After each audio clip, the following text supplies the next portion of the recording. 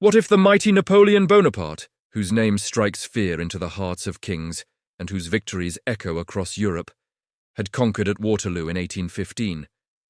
How would this clash of arms have changed the course of history? Would France have gone on to dominate the continent? Would the British Empire have fallen before it ever reached its zenith? Or could Napoleon have forged a new kind of European Union 100 years ahead of its time? Today, we turn back the pages of time to revisit one of the most pivotal moments in human history.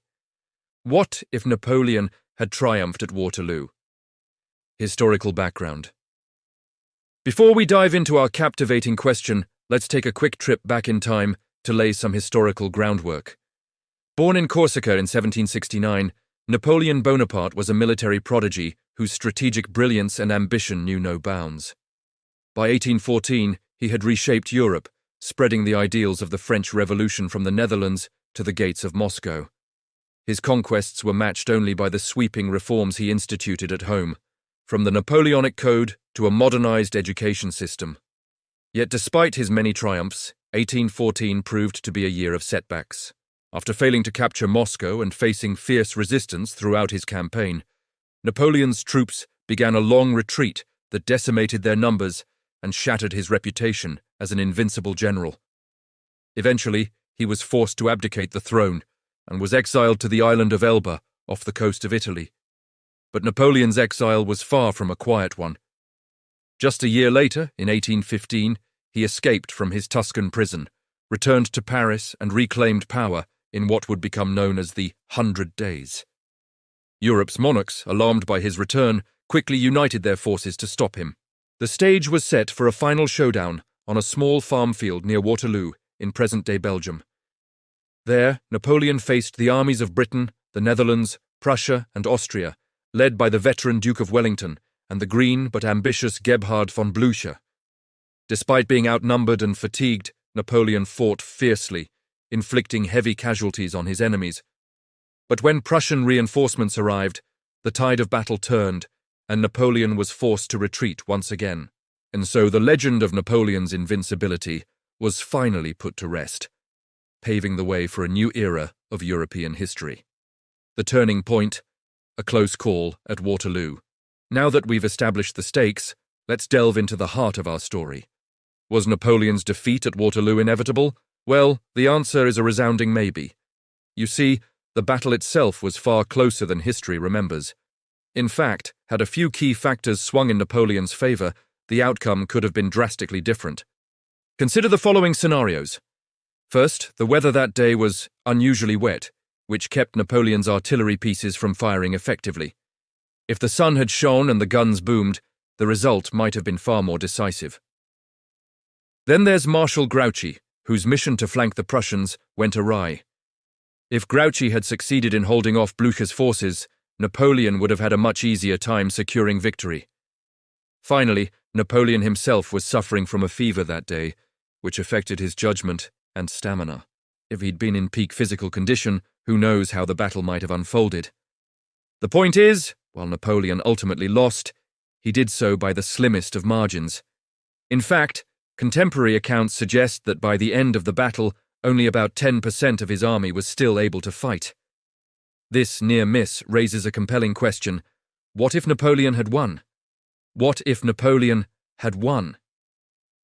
Let's momentarily suspend disbelief and explore this alternate timeline. Immediately following his victory at Waterloo, Napoleon would have faced a Europe in shock. Britain's army was nearly obliterated, leaving England vulnerable and demoralized. Prussia, too, would have been shaken to its core, dealing a severe blow to German aspirations of unification. In this altered landscape, Napoleon would find himself at the helm of a continent in awe, making him arguably the most powerful leader of his time. First steps: securing his legacy. With his enemies scattered, Napoleon's immediate priority would be to consolidate his power and secure his legacy. His first order of business would be to formalize peace agreements with the remaining European powers, ending the protracted Napoleonic Wars that had ravaged the continent for over a decade. These treaties would likely be crafted carefully to avoid the appearance of aggression, instead emphasizing stability and order. Austria and Russia, having suffered tremendously during the conflict, might have opted for negotiations rather than risking further devastation. As a result, Napoleon could have emerged not as a conquering tyrant, but as a champion of peace and stability, at least in the eyes of his contemporaries.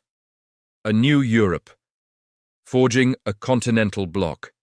Having secured peace, Napoleon might have turned his attention to the task of reshaping Europe according to his vision.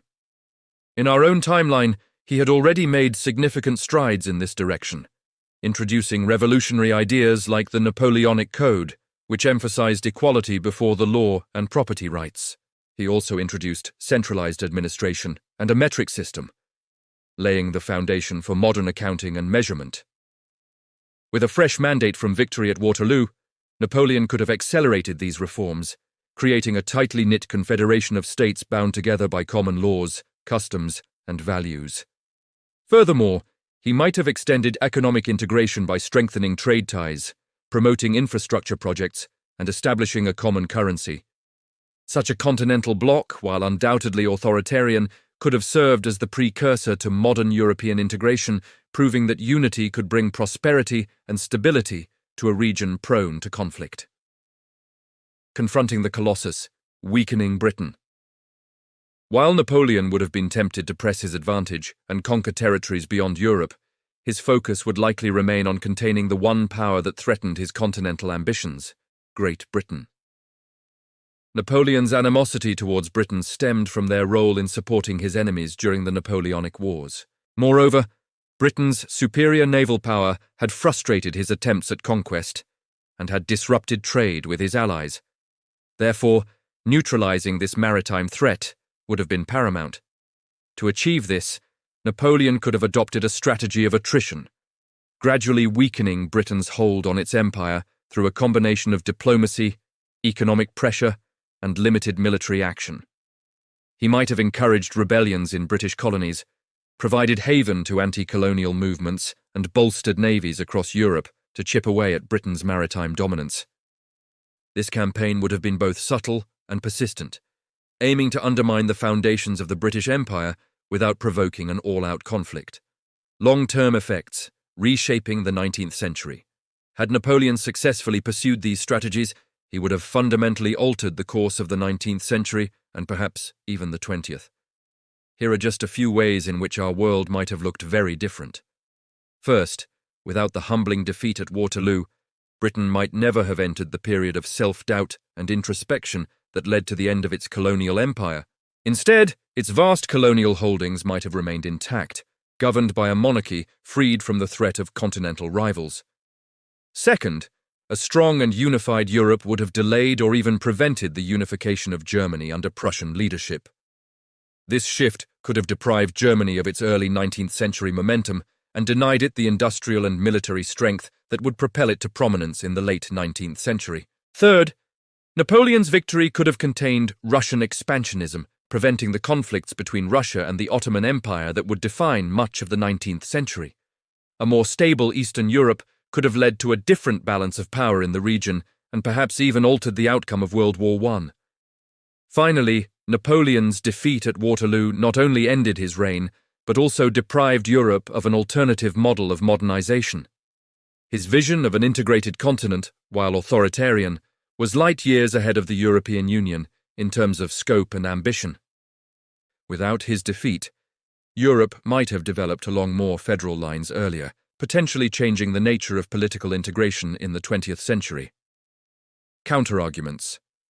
Could Napoleon have maintained his triumph? Of course, not all is sunshine and roses in this alternate timeline. Critics argue that Napoleon's system depended too heavily on his personal charisma and military genius. Without these twin pillars, his continental empire could have collapsed quickly into chaos and conflict. Furthermore, Britain's Royal Navy was nearly impervious to Napoleon's ambitions.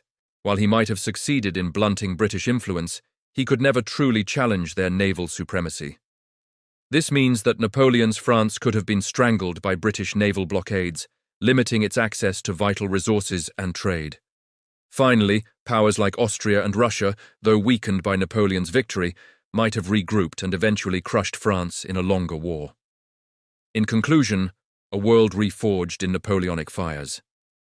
As we bring this thought experiment to a close, one thing is clear.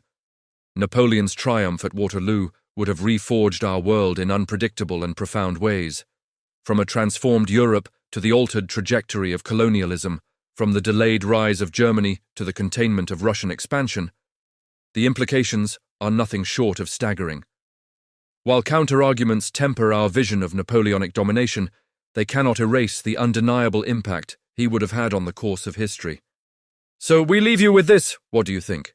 Would Napoleon's Europe have been a stable continental empire, or just a prelude to another devastating war? Let us know your thoughts in the comments section below. And as always, thank you for joining us on this journey through history's grand what-ifs.